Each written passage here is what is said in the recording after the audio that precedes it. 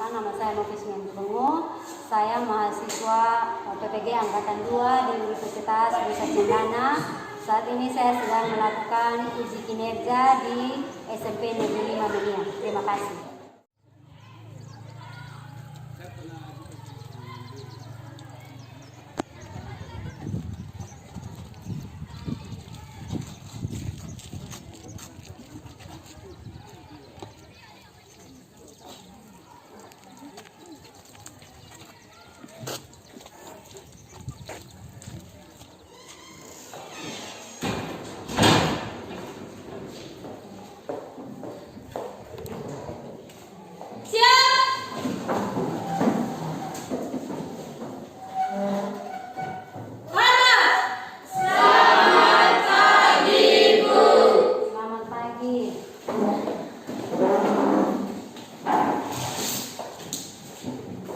Bagaimana kabarnya? Baik, Bu. Sehat? Sehat, Bu. Baik ya, kita bersyukur karena kalian semua masih dalam keadaan yang sehat, sehingga kita masih diberi kesempatan untuk bisa bertemu pada kelas hari ini. Hari ini saya tugas berdoa, Ibu silakan.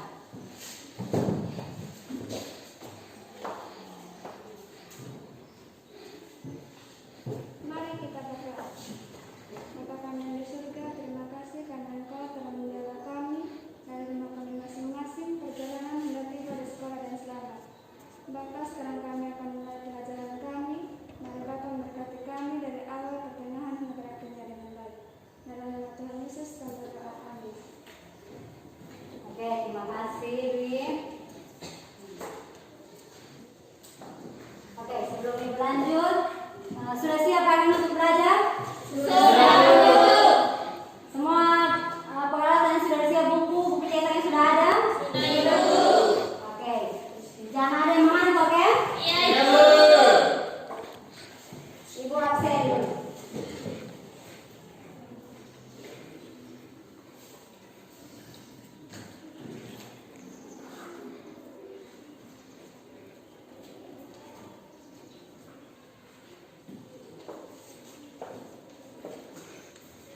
Naila, hadir Bu. Putri, Hadir, Bu. Ken, Hadir, Bu. Beatrice, Hadir, Bu. Lalwari, Hadir, Bu. Sofia, Hadir, Bu. Rens, hadir Bu. Demike,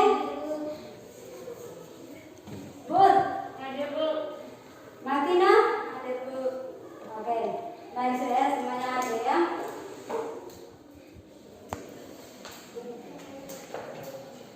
Oke, sebelum kita mulai lanjut lagi, Ibu ingin tanya dulu. Ada yang masih ingat pembelajaran kita kali lalu? Ayo, minggu lalu itu kita sudah belajar tentang apa saja? Ayo, minggu lalu kita belajar tentang apa? Minggu lalu belajar tentang makna alih-alih pembukaan dari dalam Indonesia dan Oke, belajar tentang makna alinea pembukaan Undang-Undang Dasar Negara Republik Indonesia tahun 1945. Tepuk tangan dulu untuk Sartika. Ada lagi yang lain? Ada yang masih ingat? Ayo.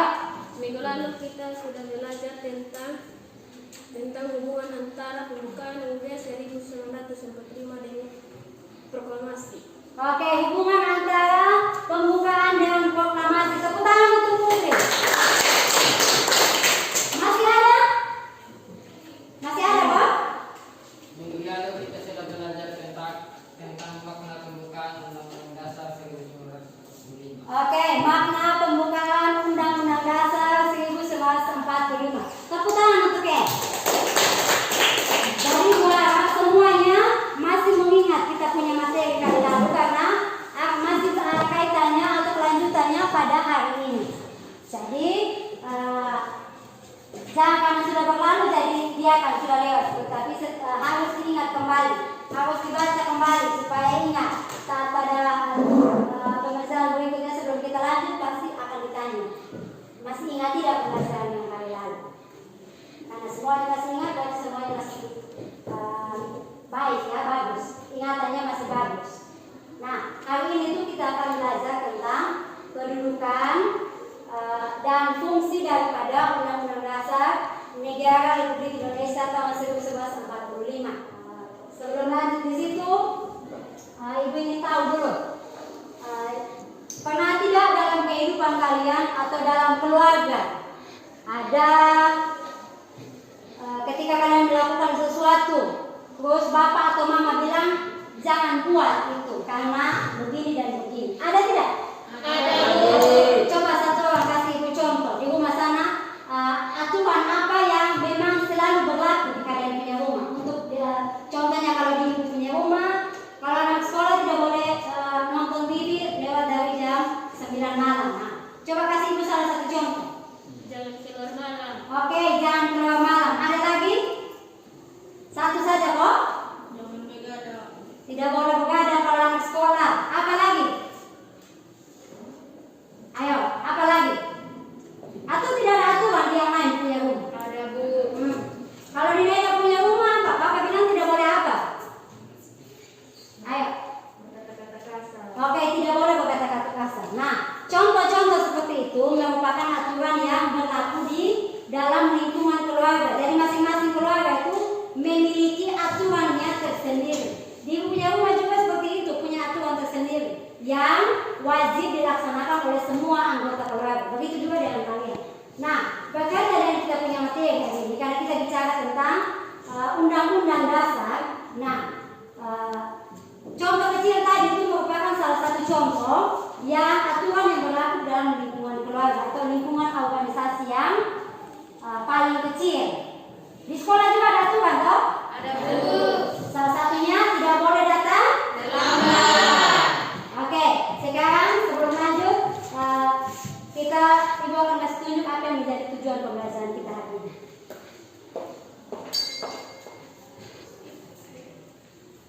Bisa dilihat? Bisa, Bu. Oke, lihat situ. Yang menjadi tujuan pembelajaran yang akan dicapai hari ini, lihat itu. Setelah mengamati video tentang kedudukan dan fungsi Undang-Undang Dasar 1945 yang ditayangkan oleh guru dan melalui tayangan materi PowerPoint slide, peserta didik diharapkan mampu memahami kedudukan dan fungsi Undang-Undang Dasar 1945 dengan baik dan benar. Artinya, setelah kita belajar hari ini, anak-anak itu tahu apa yang menjadi kedudukan daripada Undang-Undang Dasar itu sendiri dan fungsinya apa-apa saja atau untuk apa saja fungsinya. Jadi setelah belajar harus ada dulu, ada yang dipahami. Sekarang Ibu akan memutar sebuah video pembelajaran. Ibu harap kalian semua memperhatikannya dengan baik agar sebentar setelah menonton video ini ada tugas yang akan harus kalian selesaikan. Jadi jangan hanya asal nonton, harus tahu isinya tentang apa. Bisa? Bisa, Bu.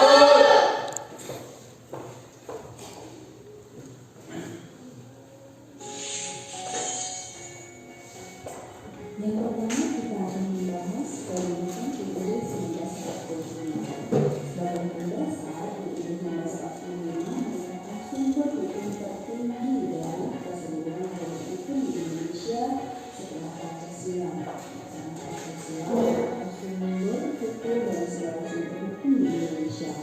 Jadi makanya Pancasila ini dapat didefinisikan produk hukum seperti undang-undang, peraturan pemerintah, atau peraturan presiden dan lain-lain. Bahkan setiap tindakan atau kebijakan pemerintah harus dilandasi dari bersumber pada ketentuan UUD 1945. Lalu yang kedua, sifat Undang-Undang Dasar 1945 itu seperti apa sih? Nah, Undang-Undang Dasar merupakan peraturan dasar sehingga hanya memuat aturan-aturan pokok, hanya memuat garis-garis besar sebagai instruksi kepada pemerintah pusat dan penyelenggara negara lainnya untuk menyelenggarakan kehidupan bernegara. Sedangkan aturan-aturan untuk melaksanakan aturan pokok itu diserahkan kepada undang-undang yang lebih mudah caranya membuat, berubah, dan mencabut. Dinamika kehidupan bermasyarakat, berbangsa, dan bernegara selalu berkembang dan tidak bisa dihentikan. Oleh karena itu, sifat aturan dasar yang tertulis dan mengikat harus elastis dan super. Jangan sampai undang-undang dasar yang dibuat tidak sesuai dengan keadaan zaman. Nah, sifat undang-undang dasar 1945 itu sendiri ada 4. Yang pertama, tertulis, artinya rumusannya jelas, yaitu merupakan suatu hukum yang mengikat bagi pemerintah sebagai penyelenggara negara dan sekretariat negara. Kemudian sifat yang kedua, sifat dan supaya, artinya memuat aturan-aturan pokok yang setiap kali harus dikembangkan sesuai dengan perkembangan zaman serta memuat hak asasi manusia. Dan sifat yang ketiga, normatif, artinya memuat norma, aturan-aturan serta ketentuan-ketentuan yang dapat dan harus dilaksanakan secara konstitusional. Sifat yang keempat, sifat positif yang tertinggi, artinya sebagai alat kontrol terhadap norma positif yang bekerja dalam hierarki tertib sistem hukum di Indonesia. Lalu, apa saja sih fungsi Undang-Undang Dasar 1945 itu? Telah dijelaskan bahwa Undang-Undang 1945 adalah hukum dasar tertulis yang mengikat pemerintah, lembaga negara, lembaga masyarakat, dan juga mengikat setiap warga negara Indonesia dimanapun mereka berada, dan juga mengikat setiap penduduk yang berada di wilayah NKRI. Sebagai dasar, Undang-Undang 1945 bersih norma-norma dan aturan-aturan yang harus ditaati dan dilaksanakan oleh semua komponen tersebut di atas. Undang-Undang 1945 dikawal biasa menggunakan hukum dasar, yaitu hukum dasar yang Oke, sudah disimak dengan baik? Sudah, Bu. Yang di belakang disimak dengan baik? Yang di belakang? Sudah? Sudah, Bu. Tadi isi videonya tentang apa? Ayo, isi videonya tentang apa? Secara keseluruhan gambarannya tentang apa? Menjelaskan tentang apa di situ? Undang-Undang Dasar 1945. Oke, tentang apa lagi? Hukum dasar. Hukum dasar. Apa yang menjadi hukum dasar di situ? Undang-undang. Oke, tentang apa lagi? Dwi, ada? Tentang Pancasila, apa lagi? Norma-norma yang harus ditaati. Oke, tentang sifat dan fungsi Undang-Undang Dasar. Oke, sekarang Ibu memberikan kalian kesempatan untuk membuat pertanyaan yang berkaitan dengan video pembelajaran. Jadi setelah simak itu video pembelajaran, ada tidak yang dapat apa? Yang tersimpan di kalian punya otak itu sudah bisa membuat sebuah pertanyaan yang berkaitan dengan video. Oke, ayo, aku mau duluan bertanya tentang isi video tadi. Apa saja yang penting berkaitan dengan isi video tadi? Silakan, angkat tangan. Oke, silakan, Win. Mengapa Undang-Undang Dasar 1945 memiliki kedudukan tertinggi? Mengapa Undang-Undang Dasar 1945 memiliki kedudukan yang tertinggi? Ada lagi? Beatrice, silakan. Mengapa dalam suatu negara harus ada hukum? Mengapa dalam suatu negara harus ada hukum? Ada lagi? Oke, silakan. Apa akibatnya jika suatu negara tidak memiliki hukum yang berlaku?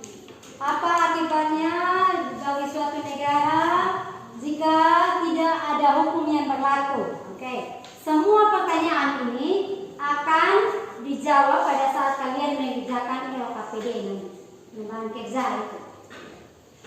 Jadi catat semua pertanyaan itu nanti serta dibagi dalam kelompok. Kalian akan diskusikan itu dan jawab bersama di dalam kelompok. Sekarang Ibu minta kalian memperhatikan materi yang akan Ibu jelaskan lewat tayangan PowerPoint.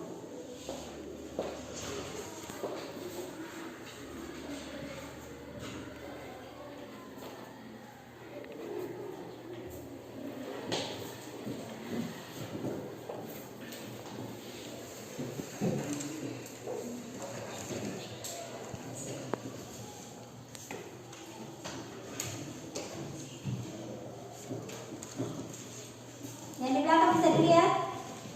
Bisa, Bu. Bisa, Bang? Oke, dari tadi kan Ibu sudah kasih tahu kalau hari ini itu kita akan belajar tentang kedudukan dan fungsi daripada Undang-Undang Dasar Negara Republik Indonesia tahun 1945. Nah, sebelum masuk lebih jauh lagi kita harus tahu dulu kedudukan daripada Undang-Undang Dasar itu sebagai apa saja. Lihat di situ, yang di belakang bisa lihat.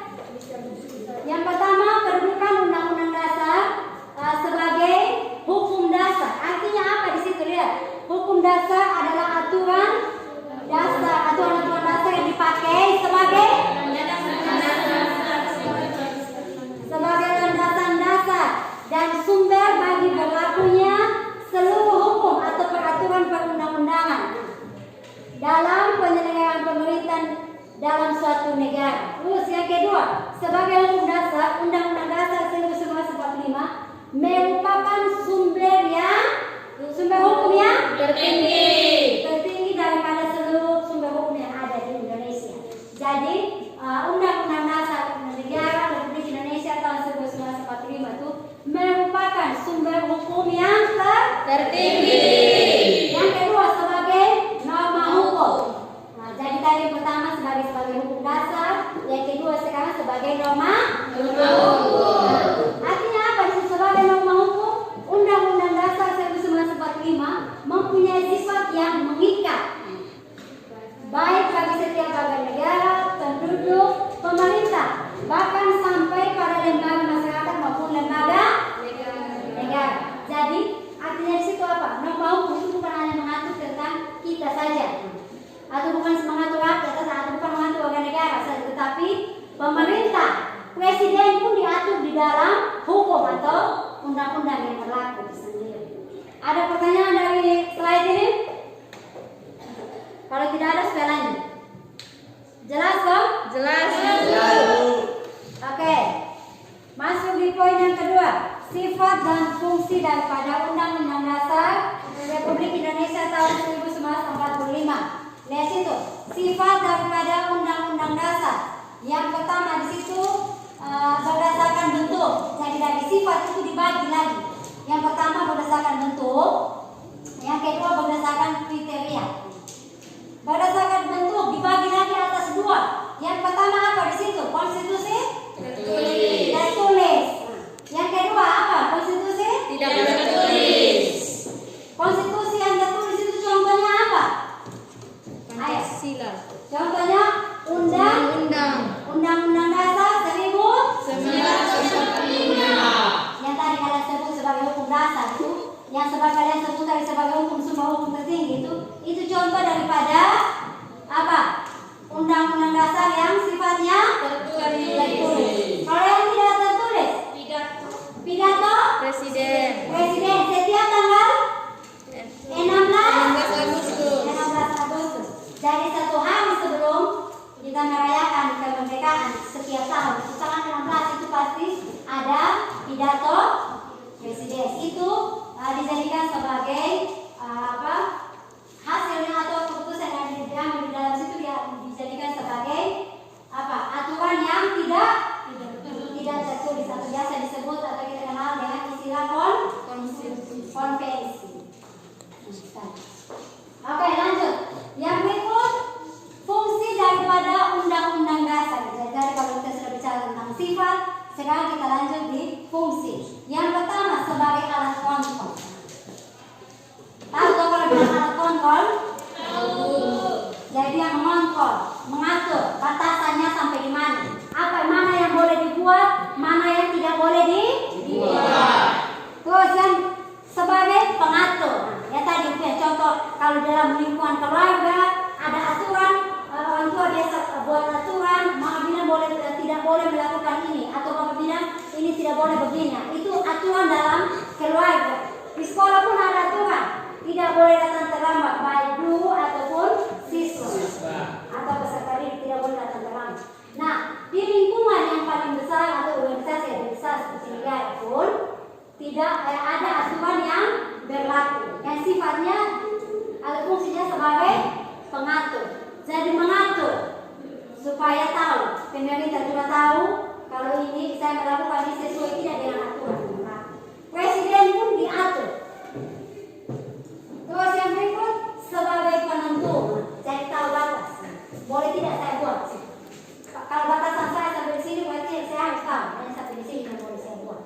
Contohnya seperti itu. Jadi penentu arah seperti kompas itu kita tahu. Kita yang baiknya ke arah mana? Bisa paham kok? Silakan kalian untuk duduk dalam kelompok. Bagus. Sudah? Kelompok satu mana? Kelompok dua? Cek kelompok dua? Kelompok tiga? Oke. Ibu akan bagi KPG-nya.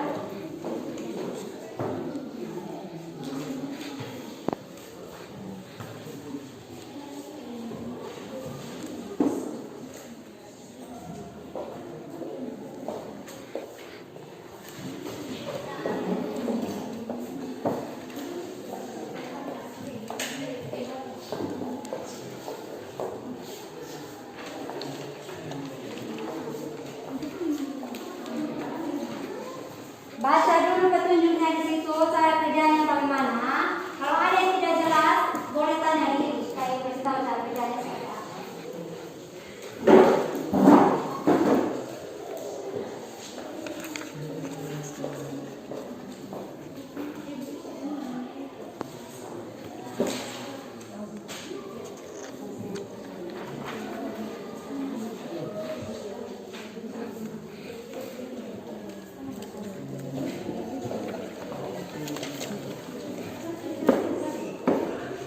Ayo sampai mulai kita yang nomor 2.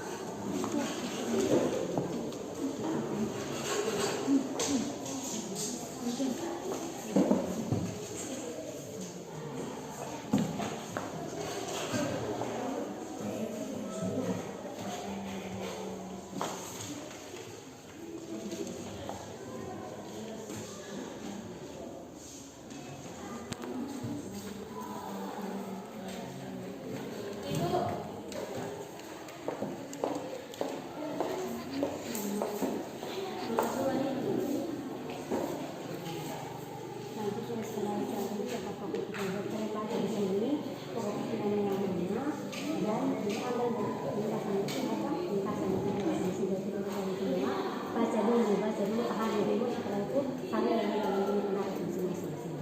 Bisa? Bisa Bu. Kasih Bu. Ya.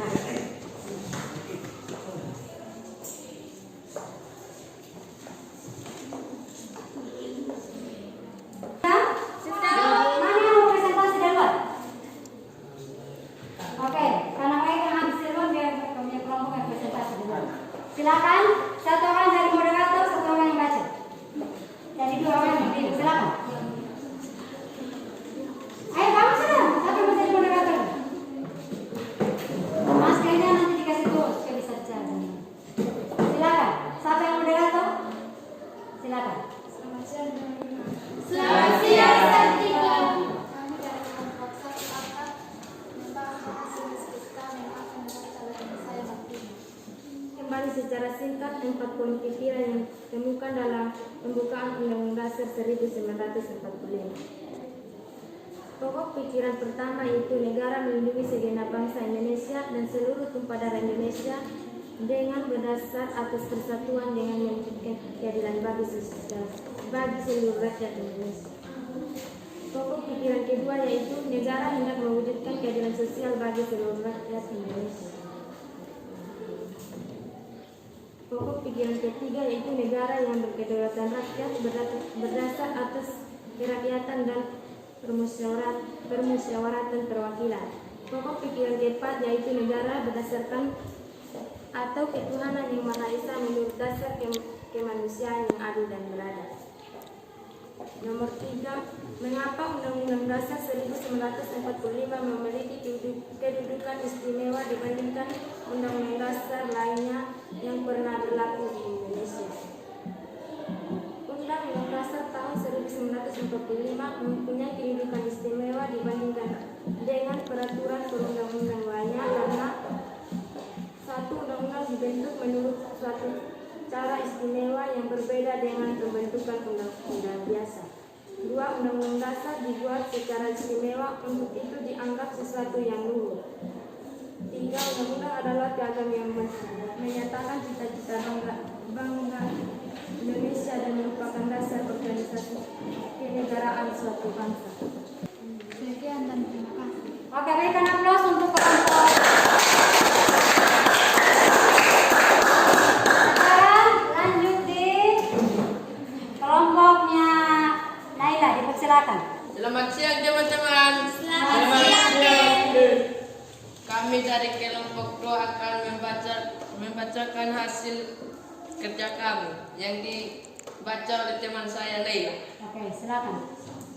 Nomor 1, analisis akibat dan menimbulkan apabila suatu negara tidak memiliki undang-undang dasar. Jawaban, akibat dapat terjadi apabila suatu negara tidak memiliki undang-undang dasar, maka dalam kehidupan suatu negara akan kacau balau karena tidak ada aturan yang mengatur dan mengontrol setiap tindakan warga negara dan juga semua orang akan berbuat seenaknya. Maka Undang-Undang Dasar 1945 memiliki kedudukan istimewa dibandingkan undang-undang dasar lainnya yang pernah berlaku di Indonesia.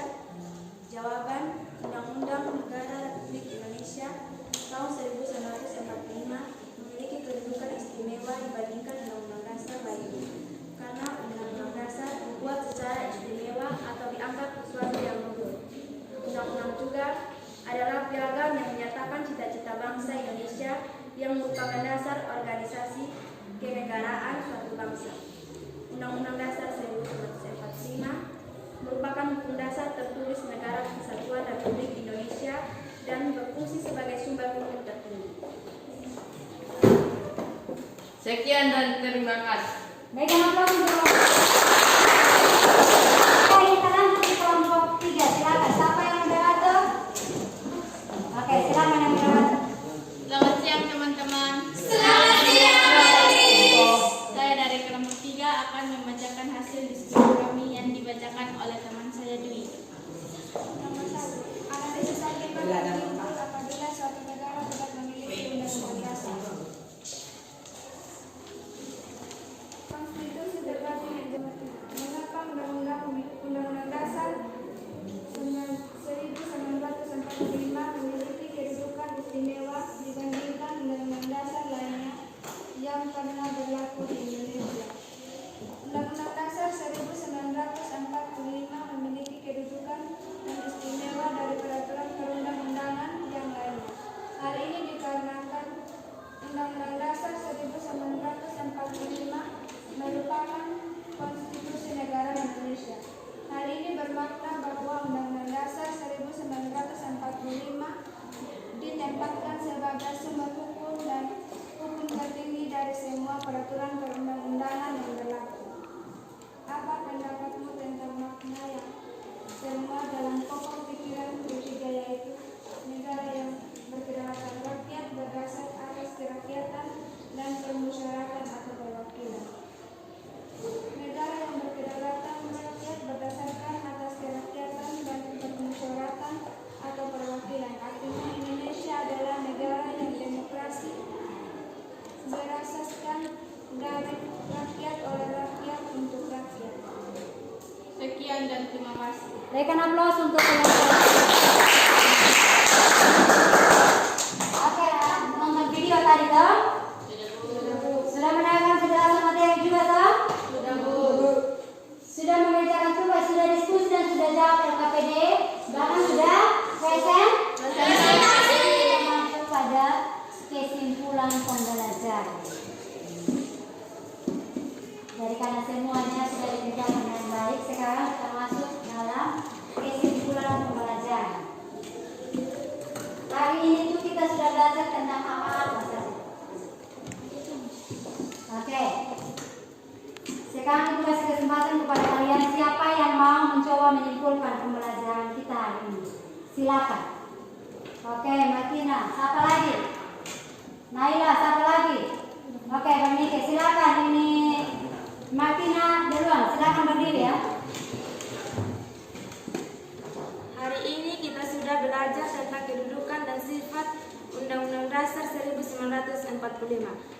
Selain sebagai hukum dasar tertinggi Undang-Undang Dasar 1945, juga sebagai sumber norma hukum dan memiliki sifat yang tertulis dan tidak tertulis. Oke, berikan aplaus untuk Naida, silakan. Hari ini kita sudah belajar. Tunggu Mas. Hari ini kita sudah belajar tentang kedudukan Undang-Undang Dasar 1945 sebagai hukum dasar tertinggi dan sebagai sumber norma yang berlaku di negara Indonesia. Oke, berikan aplaus untuk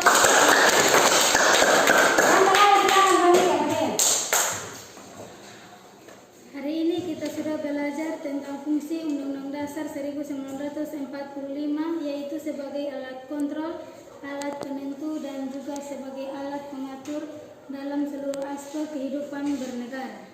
Oke, teman-teman. Sudah teman kalian sudah mewakili kalian untuk mencoba membuat kesimpulan. Tadi ada yang bilang kita sudah belajar tentang kedudukan Undang-Undang Dasar Negara Republik Indonesia sebagai hukum tertinggi, sebagai sumber hukum tertinggi, dan sebagai sumber norma. Terus ada lagi yang menyatakan kita sudah belajar tentang fungsi daripada Undang-Undang Dasar itu sendiri. Ada sifat Undang-Undang Dasar apa? Tadi di bagian kedua apa? Bersifat apa? Tertulis. Yang tertulis itu contohnya apa? Undang-Undang Dasar. Yang lengkap Undang-Undang Dasar 1945. Yang kedua dalam tidak tertulis biasa disebut atau dikenal dengan istilah apa? Pidato Presiden. Istilahnya apa, Kon? Contohnya pidato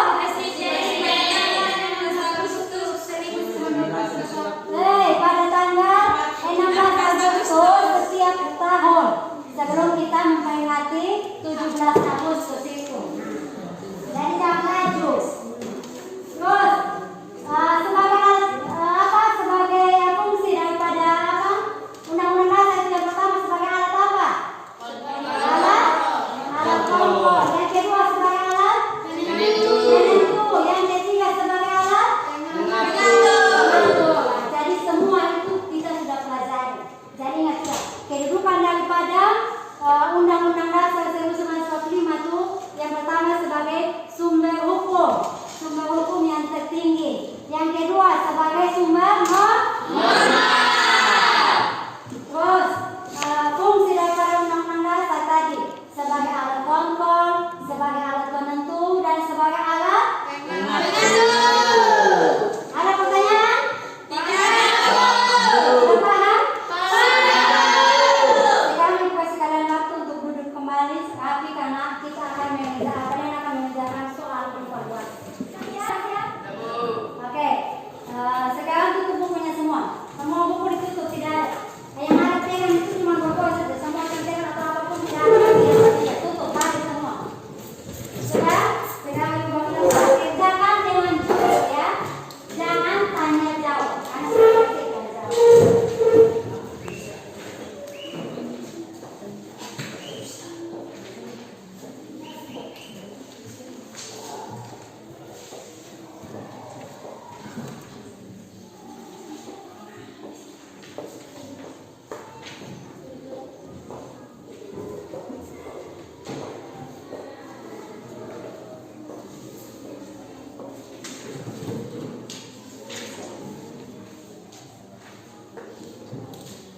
Kerjakan dengan jujur. Tulis nama, jangan lupa tulis nama.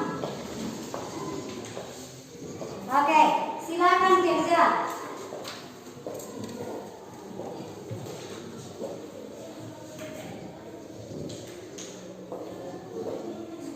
Silakan kerja. Silakan maju satu-satu untuk buku. Maju dari depan dulu.